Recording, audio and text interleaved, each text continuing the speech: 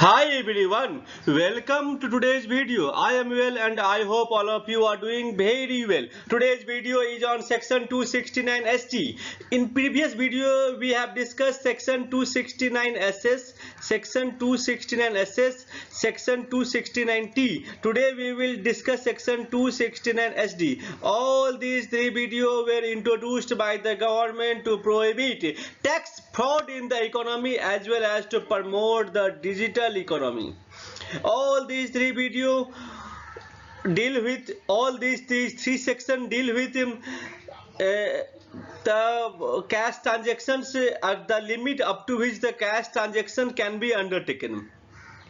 Section 269 SS and section 269 T, this deal with acceptance or repayment of any loan, deposits and a specified sum in cash. And section 269 ST deals with the mode of undertaking transaction, up to what amount cash can be received from a single in a single day, under a single transaction or for an event. So without taking much time, we shall discuss the topic in detail.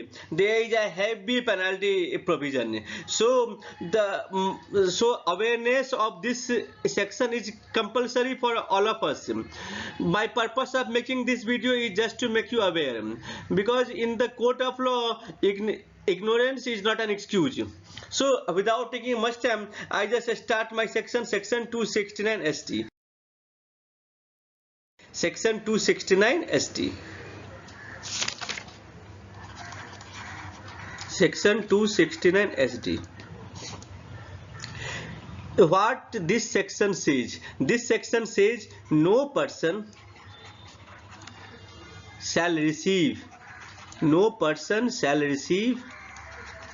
an amount of rupees 2 lakh. No person shall receive an amount of rupees 2 lakh or more in aggregate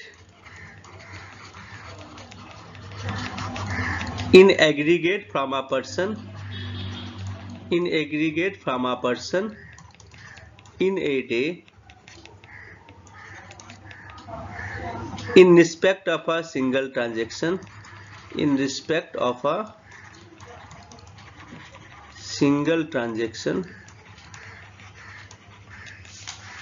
and in respect of a transaction relating to one event or occasion. This point was introduced through the Finance Act 2020. Otherwise than account payee check, bank draft, demand draft or electronic mode.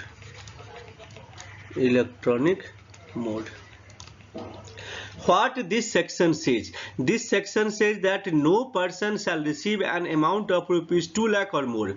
कोई भी आदमी करना ठीक नहीं रहे, कोई भी person, any company, any individual, any cooperative, कोई भी पर्सन रिसीव नहीं कर सकता 2 लाख रुपीज एक दिन में किसी एक पर्सन से इन अ डे। आप 2 लाख रुपया से अधिक रिसीव नहीं कर सकते हो एक दिन में इन aggregate from a person in a day. किसी एक दिन में आप 2 लाख से अधिक रुपया रिसीव नहीं कर सकते हो किसी भी एक पर्सन से। सपोज ए लिमिटेड ने एक सेल किया था बी लिमिटेड को, and the sale was in 3 different bill, 1,50,000 का 3 डिफरेंट बिल था। ए लिमिटेड ने सेल किया है किसी एक इंडिविजुअल को या अदर कंपनी को, 1.5 लाख का बिलिंग है एंड 3 बिलिंग है, 4.5 लाख, एंड पूरा पैसा रिसीव करता है एक दिन में इन डिफरेंट टाइमिंग्स, कोई 10 बजे, कोई 12 बजे, कोई 4 बजे। ठीक है, तो इस केस में सेक्शन 269 SD का वायलेशन हो जाएगा। आप कैश में रिसीव नहीं कर सकते हो, आप रिसीव कर सकते हो अकाउंट पे, चेक में, बैंक ड्राफ्ट में, डिमांड ड्राफ्ट में और अदर इलेक्ट्रॉनिक मोड जिसके अंदर में पेटीएम, गूगल पे और सब कुछ आ जाते हैं। तो मैंने क्या कहा, कोई भी person, no person shall receive an amount of ₹2 lakh और more in aggregate from a person in a day, in aggregate from a person in a day. आपने डिफरेंट बिल आपने रेज किए थे, बट सारे के सारे कैश आप एक दिन में रिसीव कर रहे हो और कैश अमाउंट 2 लाख या उससे अधिक है, 2 लाख और एंड मोर। यदि आप 2 लाख से कम रिसीव करते हो then it's okay, then section 216 ST is not applicable. But आप यदि 2 लाख या उससे अधिक रिसीव करते हो तो इसके लिए आपका सेक्शन 216 SD का वायलेशन हो जाएगा, आप कैश में रिसीव नहीं कर सकते हो। नेक्स्ट क्या, इन respect of single transaction, in respect of a single transaction. Suppose कीजिए मैंने एक बिल रेज किया था 4.5 लाख का या 5 लाख का मैंने बिल रेज किया था और आप मुझको प्रत्येक मंथ 1 लाख रुपीज कैश में पे कर रहे हो, आप मुझको प्रत्येक मंथ कैश में पे कर रहे हो। तो पहला क्या था, एक दिन में इन अ डे। सेकंड क्या है, for a single transaction, transaction single है, 5 लाख का बिल है और आप मुझको 1 लाख रुपीज पर मंथ पे कर रहे हो, तो ये आपका सेक्शन 269 SD का वायलेशन होगा, ये सेक्शन 216 ST का वायलेशन होगा। और in respect of a transaction relating to one event और ओकेशन, ये आपका फाइनेंस एक्ट 2020 के थ्रू इसको इंट्रोड्यूस किया गया था। In respect of a transaction relating to one event, suppose कीजिए किसी का मैरिज है, आपने बुकिंग किया, कैटरर को दिया, कैटरर को, पंडाल वाले को, म्यूजिक साउंड सिस्टम सबको आपने दे दिया। एक ही आदमी काम कर रहा है, डिफरेंट काम कर रहा है, डिफरेंट कॉन्ट्रैक्ट है, प्रत्येक कॉन्ट्रैक्ट का जो प्राइस है वो लेस देन 2 लाख रुपीज है। बट आप जब उसको पे कर रहे हो तो आप क्या कर रहे हो, आप वन इवेंट के लिए पे कर रहे हो। एक इवेंट के लिए जितना भी पे किया जाएगा, एक इवेंट के लिए किसी एक पर्सन को जो भी पे किया जाएगा वो आपका, और वो अमाउंट यदि 2 लाख या उससे अधिक है तो सेक्शन 216 SD का वायलेशन होगा, आप कैश में पे नहीं कर पाओगे। अभी बंगाल में दुर्गा पूजा आने वाला है, क्या किया जाएगा, बहुत सारे पंडाल को किसी एक कॉन्ट्रैक्टर को हायर किया जाएगा, वही आपका पंडाल बनाएंगे, वही आपका साउंड सिस्टम, वही कैटरिंग सिस्टम, सब कुछ वही अरेंज करेंगे। और उस केस में जो उनको पेमेंट दिया जाएगा, सपोज पंडाल के लिए पे किया गया 1 लाख रुपीज, कैटरिंग के लिए पे किया गया 1.5 लाख रुपीज, साउंड सिस्टम के लिए पे किया गया 50,000 rupees. Person is one, person is same and the payment is being made for the 3 different purposes, but since all the 3 purposes are related to one single event, so section 216 SD is applicable and you cannot make payment, then you cannot make payment in cash, you have to make payment in account, pay check, bank draft, demand draft or electronic mode, NEFT, RTGS, Paytm, Google Pay and so many things. I think this point is clear. फिर भी मैं एक बार आपको brief कर दे रहा हूं कि 2 लाख से अधिक आप कैश रिसीव नहीं कर सकते हो, किससे, इन अ डे, एक दिन में 2 लाख से, एक आदमी से या किसी एक इंडिविजुअल से, किसी एक पर्सन से एक दिन में 2 लाख से अधिक कैश रिसीव नहीं कर सकते हो। सिंगल ट्रांजेक्शन के लिए आप 2 लाख से अधिक का कैश रिसीव नहीं कर सकते हो, और किसी एक इवेंट के लिए आप 2 लाख से अधिक का कैश रिसीव नहीं कर सकते हो। 2 लाख से कम रिसीव कर सकते हो, 2 लाख से अधिक रिसीव नहीं कर सकते हो। आप 2 लाख से अधिक रिसीव कर सकते हो, वो आपके अकाउंट पे ही चेक, बैंक ड्राफ्ट में होना चाहिए, आप कैश में रिसीव नहीं कर सकते हो। I think this point is clear. अब what are the cases where it is not applicable, किस केसेस में ये एप्लीकेबल नहीं होगा, किस केसेस में ये आपका एप्लीकेबल नहीं होगा, not applicable. Section 216 SD is not applicable. What are the cases, पहला केसेस है एनी रिसीव्ड बाय, यदि आप पे करते हो गवर्नमेंट को, यदि गवर्नमेंट रिसीव करता है तो ये एप्लीकेबल नहीं होगा। यदि रिसीव कर रहा है banking company, cooperative bank, post office saving bank,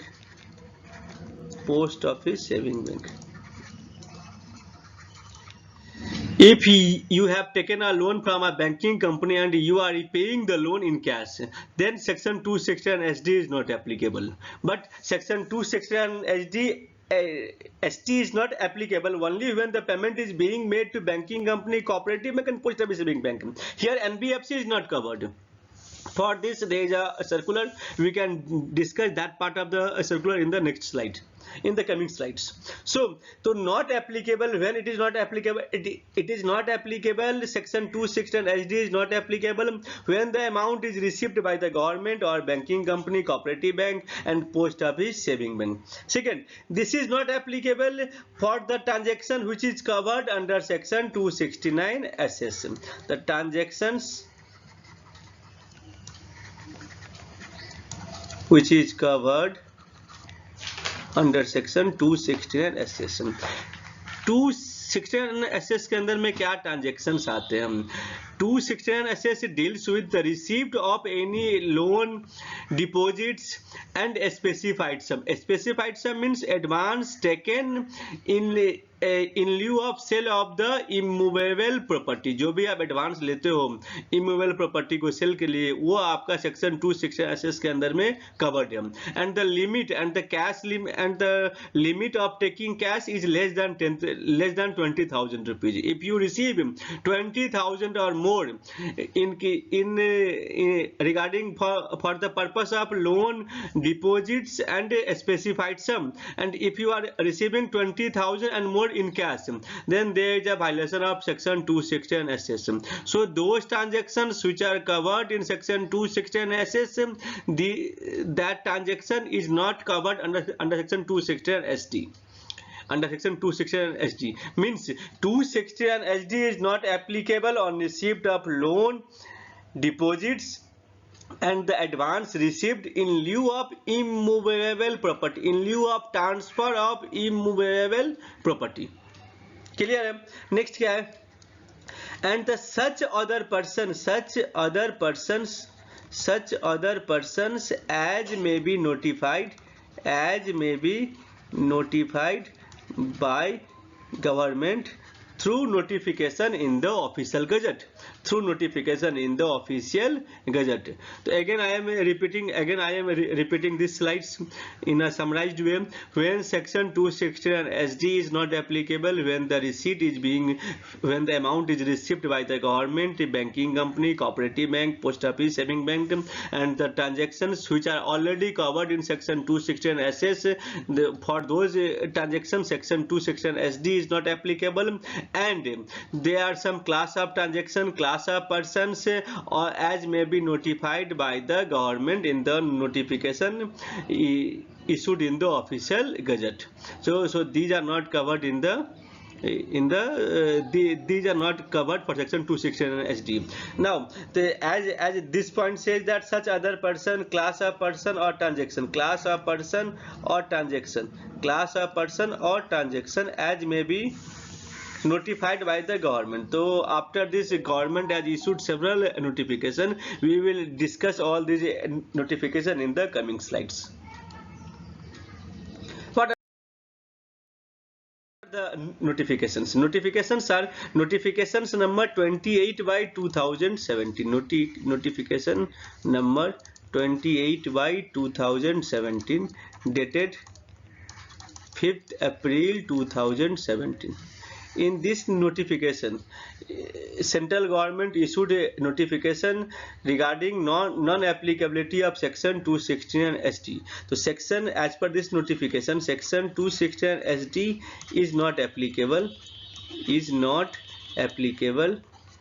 if amount is received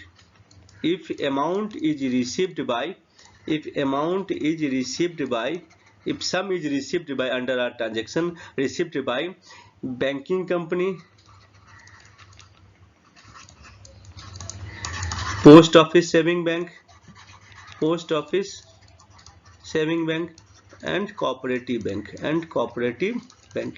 क्या कहा गया था? इसको मैंने पहले भी डील किया है. सेक्शन 269 SD कब एप्लीकेबल नहीं होगा? जब आप पे कर रहे हो और जो रिसीवर है, रिसीवर कौन है? Banking company, post office saving bank and cooperative bank. तो banking company, post office saving bank and cooperative bank पर सेक्शन 269 SD एप्लीकेबल नहीं होगा. सेक्शन 269 SD एप्लीकेबल नहीं होगा. आपने यदि बैंक से लोन लिया था और आप उस लोन को रीपे कर रहे हो इन कैश में, तो सेक्शन 269 एसडी एप्लीकेबल नहीं होगा बैंकिंग कंपनी के लिए। आप आराम से दे सकते हो, बैंक रिसीव भी कर सकता है। बट आप देखिएगा इसमें आपका बैंकिंग कंपनी है, पोस्ट ऑफिस है, कोऑपरेटिव बैंक है, एनबीएफसी नहीं दिया गया है। एनबीएफसी और अदर जो हाउसिंग फाइनेंस कंपनी है वो सभी इसके अंदर में कवर्ड नहीं है, वो सभी इसके अंदर में कवर्ड नहीं है। इसके लिए क्या हुआ था, गवर्नमेंट ने एक सर्कुलर इशू किया था, गवर्नमेंट ने एक सर्कुलर इशू किया, सर्कुलर नंबर 22/2017। सपोज कीजिए आपने होम लोन लिया एनबीएफसी से, आपने होम लोन लिया है एनबीएफसी से, और आपका जो मंथली ईएमआई है वो मंथली ईएमआई आपका 50,000 रुपीज का है। तो एक साल में क्या हो गया, एक साल में आपका वो 50,000 इंटू 12, एक साल में आपका वो 6 लाख रुपीज हो गया। Since the under a single transaction payment is being made for more than ₹2 lakh, तो तब क्या होगा, असेसिंग ऑफिसर आपको हरास करता और इसके ऊपर सेक्शन 269 एसडी एप्लीकेबल कर देता, सेक्शन 269 एसडी एप्लीकेबल कर देता। तो क्या किया गया, गवर्नमेंट ने क्लैरिफिकेशन इशू किया गया, clarification through circular number 22/2017। Clarification क्या किया गया, क्लैरिफिकेशन किया गया कि in the nature of repayment of loan, in the nature of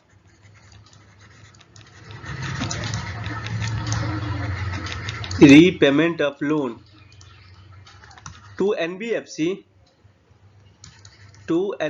non-banking financial corporation or HFC housing financial corporation, the receipt of one installment या EMI is treated as single transaction।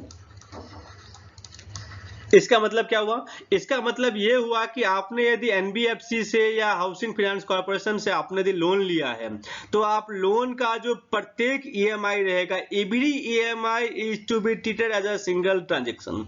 So if EMI amount is less than 2 lakh rupees, then okay, then you can pay in cash also, but the EMI amount is more than 2 lakh rupees, then you need to pay, otherwise then you need to pay in account pay check, demand draft, other than cash। समझ गए। तो जैसे पहले ऐसा होता कि आप EMI whole year पे कर रहे हो, 50,000 रुपीज पे कर रहे हो और उस पूरे ईयर की ईएमआई को सिंगल ट्रांजेक्शन मान लेता, तो उससे बचने के लिए सर्कुलर नंबर 22 इशू किया गया और ये बोला गया कि every transaction every single EMI is to be treated as a one single transaction. So up to 2,000 rupees, 1,99,999 rupees cash you can pay as a EMI of the loan taken from NBFC or Housing Finance Corporation Besides this, government has issued several notifications regarding the non-applicability of section 269 SD. So we have discussed one notification number 28/17.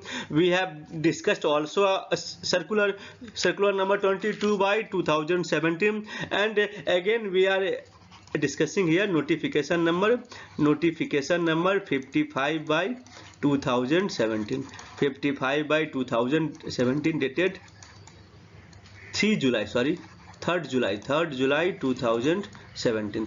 2017, not 55, sorry, it is 57, 57/2017। इसमें क्या बोला गया, इसमें आपका बोला गया कि section 269 SD apply नहीं होगा। याद है मैंने कहा था किस किस पर अप्लाई नहीं होता है, government can issue a notification, government एक नोटिफिकेशन इशू करेगा regarding a person, class of person, transaction और क्लास ऑफ ट्रांजेक्शन ऑन हुई section 269 SD is not applicable. In this regard section notification number 57/17 was issued। So what they are saying, first is received by business correspondence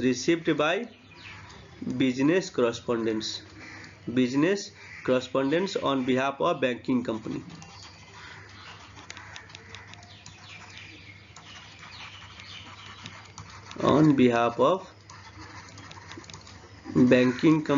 as per guideline issued by RBI, देखिए, जो आपका business correspondent है, business correspondent क्या करते हैं, जो banking का business है वो जहां पर बैंकिंग के ब्रांच नहीं होते हैं वहां पर बैंकिंग फैसिलिटीज को प्रोवाइड करते हैं, जिसको हम लोग कृषक बोलते हैं। फिर बहुत सारे बैंकिंग के आउटलेट होते हैं ग्रामीण एरिया में, वो सारे बिजनेस कॉरस्पॉन्डेंट होते हैं। ये बैंकिंग के बिहाफ में काम करते हैं, वो आरबीआई गाइडलाइन के हिसाब से काम कर सकते हैं। तो ये जो बिजनेस कॉरस्पॉन्डेंट होते हैं वो आपका कैश रिसीव कर सकते हैं, ये आपका कैश रिसीव कर सकते हैं, 2 लाख करने के बाद वो कैश रिसीव कर सकते हैं। बिजनेस कॉरस्पॉन्डेंट के ऊपर में section business correspondent of a banking company, business correspondent of a banking company, इसके ऊपर आपका सेक्शन 216 एसटी एप्लीकेबल नहीं होता है। तो बिजनेस कॉरस्पॉन्डेंट के ऊपर में सेक्शन 216 एसटी एप्लीकेबल नहीं होता है। नेक्स्ट क्या हो गया, received by white level operator, white level automated teller machine operator, automated teller machine operator. जो लोग एटीएम में पैसा भरते हैं, जो एजेंसी एटीएम में पैसा भरते हैं वो पूरा कैश में डील करते हैं, तो उसके ऊपर आपका जो पैसा वो रिसीव करते हैं, पैसा वो दे रहे हैं, वो पूरा का पूरा कैश में डील करते हैं, इसलिए उसके ऊपर सेक्शन 216 एसटी एप्लीकेबल नहीं होगा। नेक्स्ट क्या है, नेक्स्ट आपका हो गया received from an agent by an issuer of prepaid instrument, received from an agent by an issuer of prepaid instrument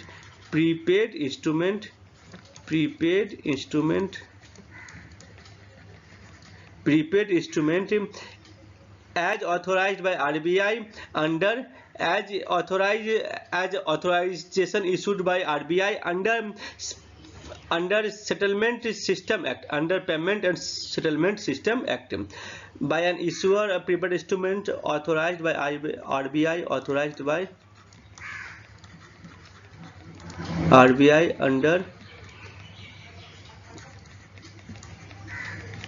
Payment and Settlement Act, System Act। क्या होता है ना, जो प्रीपेड कार्ड्स होते हैं जैसे स्मार्ट कार्ड्स हो गए, वॉलेट सिस्टम हो गया, ये जो प्रीपेड इंस्ट्रूमेंट्स होते हैं, all this prepaid instrument are issued by an agent as per the authorization issued by RBI. तो जब उनका सेटलमेंट होता है तो वो कैश में सेटलमेंट कर सकते हैं, वो आपका रिसीव कर सकते हैं कैश में, तो इसके ऊपर आपका सेक्शन 216 एसटी एप्लीकेबल नहीं होता है। जो क्रेडिट कार्ड इशू करते, received by a company issuing credit card, जो क्रेडिट कार्ड होते हैं, जब क्रेडिट कार्ड का जब पेमेंट होता है तो वो आप जो क्रेडिट कार्ड इशू करते हैं, क्रेडिट कार्ड का पेमेंट आप रिसीव कर सकते हैं अदर देन कैश में आप रिसीव किया जा सकता है। आपका 2 लाख या कैश में आप उसका पेमेंट रिसीव कर सकते हैं। जो भी कंपनी क्रेडिट कार्ड इशू करते हैं वो कैश में 2 लाख या उससे अधिक क्रेडिट कार्ड बिल के अगेंस्ट वो रिसीव कर सकते हैं। नेक्स्ट क्या हो गया, रिसीव्ड ऑफ इनकम, एक मिनट नेट का इशू है, received of income covered under section 1017 है। 1017 ए के अंदर में क्या आता है, गवर्नमेंट कुछ रिवार्ड देते हैं स्पोर्ट्स पर्सन को, कोई ओलंपिक जीत के आ गया, कोई कहीं से आ गया, तो उसके लिए गवर्नमेंट जो रिवार्ड देते हैं वो रिवार्ड आपका जो रिसीव करता है वो कैश में रिसीव कर सकते हैं। That reward is being given by the central government, state government, and that can be received in cash, that can be taken in cash. I think मैं एक बार फिर से क्लियर कर दे रहा हूँ, सेक्शन 216 एसडी किसके ऊपर एप्लीकेबल नहीं होगा, जो बिजनेस कॉरस्पॉन्डेंट है उसके ऊपर एप्लीकेबल नहीं होगा, जो white level automated teller machine जो एटीएम में पैसा भरते हैं उसके लिए नहीं होगा, जो एजेंट प्रीपेड इंस्ट्रूमेंट इशू करते हैं उसके ऊपर एप्लीकेबल नहीं होगा, जो कंपनी या जो banking company credit card issue करता है और उसके अगेंस्ट से पैसा लेता है उसके ऊपर एप्लीकेबल नहीं होगा, और जब कहीं भी गवर्नमेंट रिवार्ड देती है स्पोर्ट्स पर्सन को उसको उसके ऊपर आपका ये आपका सेक्शन 216 एसडी एप्लीकेबल नहीं होगा। ये सारे लोग 2 लाख से अधिक कैश रिसीव कर सकते हैं। इसके अलावा क्या बैंकिंग कंपनी पर नहीं होगा, पोस्ट ऑफिस सेविंग बैंक पर नहीं होगा, गवर्नमेंट पर नहीं होगा जो मैंने प्रीवियस स्लाइड में डील किया हुआ था। और किस पर नहीं होगा, आप यदि एनबीएफसी से लोन लेते हो, होम लोन यदि आप ले रहे हो या कोई भी लोन यदि आप ले रहे हो और एनबीएफसी को आप पेमेंट करते हो तो each EMI is to be treated as a single transaction. प्रत्येक ईएमआई एक सिंगल ट्रांजेक्शन माना जाएगा। इन केस यदि इसका वायलेशन होता है, यदि सेक्शन 216 एसटी फॉलो नहीं होता तब क्या होता है, तब फिर एक हेवी पेनल्टी है। लाइक अर्लियर जैसे सेक्शन 216 एसएस में सेक्शन 271 डी का पेनल्टी था, सेक्शन 269 टी में से आपका 271 ई का पेनल्टी था, वैसे इसमें भी एक हेवी पेनल्टी है, penalty under section 271 D. This penalty is levied in contravention if the provision of section 269 ST is not followed. In that case the penalty under section 271 DA is issued। ये penalty क्या होता है, equal to the amount of such receipt, equal to the amount of such receipt। जितना पैसा आपने receive किया है in contravention of section 216 ST वो पूरा का पूरा आपका पेनल्टी में आ जाएगा। No penalty is provided if there is sufficient and reasonable cause for contravention. No penalty if AO is satisfied, if AO is satisfied that there is sufficient and reasonable cause of contravention and reasonable cause for contravention। समझ में आया। Second thing, मैंने previous slide में बोलना भूल गया था, ये जो पेनल्टी होते हैं ना, पेनल्टी अंडर सेक्शन 271 डी, ये किसके लिए था, ये आपका था 269, ये आपका था 260 एसएस के लिए था, ठीक है। पेनल्टी अंडर सेक्शन 271 ई ये किसके लिए था, ये आपका था 269 टी के ऊपर था। और अभी जो हम लोग कर रहे हैं 271 डी ये किसके ऊपर है, ये आपका सेक्शन 216 एसडी के लिए। All these penalty are issued by the joint commissioner. इसको पेनल्टी कौन इंपोज करता है, पेनल्टी ज्वाइंट कमिश्नर इंपोज करता है। ज्वाइंट कमिश्नर रैंक के बिलो ऑफिसर पेनल्टी इंपोज नहीं कर सकते हैं सेक्शन 271 डी में, 271 ई में एंड 271 डीए में, 271 डीए में इशू नहीं कर सकते। आइए हम लोग कुछ एग्जांपल के थ्रू इसको डील करते हैं। एग्जांपल देखिए,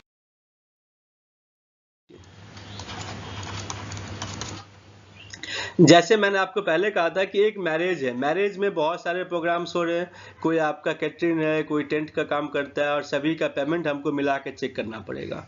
ऐसे मैं आपको एक और एग्जांपल बता रहा हूँ। तो mister A agrees to sell gold on 1/1/22 to Mr. B for rupees 1 crore and takes advance of rupees 40 lakh in cash। बताइए, ये जो एडवांस लिया गया है ये आपका सेक्शन 216 एसएस का कॉन्ट्रावेंशन है या सेक्शन 269 टी का कॉन्ट्रावेंशन है, एसटी का कॉन्ट्रावेंशन है। सेक्शन 216 एसएस तो एप्लीकेबल नहीं होगा क्योंकि लोन और डिपॉजिट्स पर होता है, और जो आपका एडवांस लेते हो वो इमोबाइल प्रॉपर्टी के लिए लेते हो, limit wise 20,000 rupees. So in this case section 216 SD is applicable, 216 SD is applicable, section 216 SD applicable होगा। और कॉन्ट्रावेंशन पर कितना का पेनल्टी होगा, जो लाख रुपए आपने कैश में रिसीव किया है पेनल्टी सेक्शन 271 डी का डीए का पेनल्टी इशू होगा। The amount received in cash, जो पैसा आपने कैश में रिसीव किया वो आपका पेनल्टी एप्लीकेबल हो जाएगा, ठीक है। इसके बाद क्या हो सकता है, एक एग्जांपल और मैं डील कर रहा हूं। जैसे मान लीजिए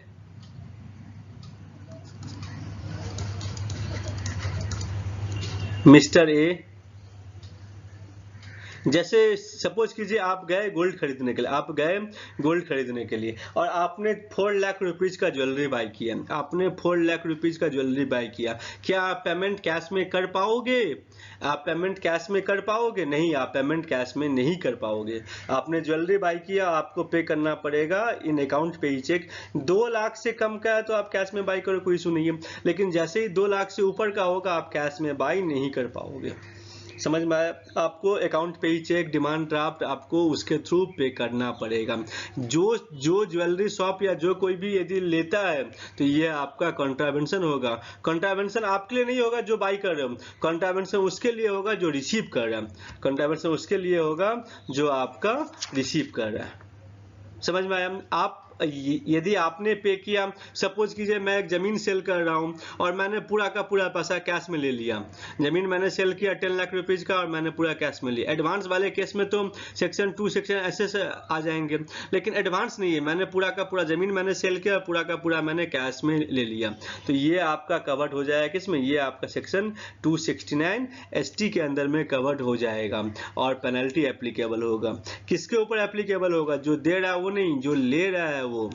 ज्वेलरी वाले शॉप में आपके ऊपर नहीं, जो ज्वेलरी शॉप कैश में ले रहा है उसके ऊपर आपका सेक्शन 269 ST एप्लीकेबल हो जाएगा। And penalty is equal to the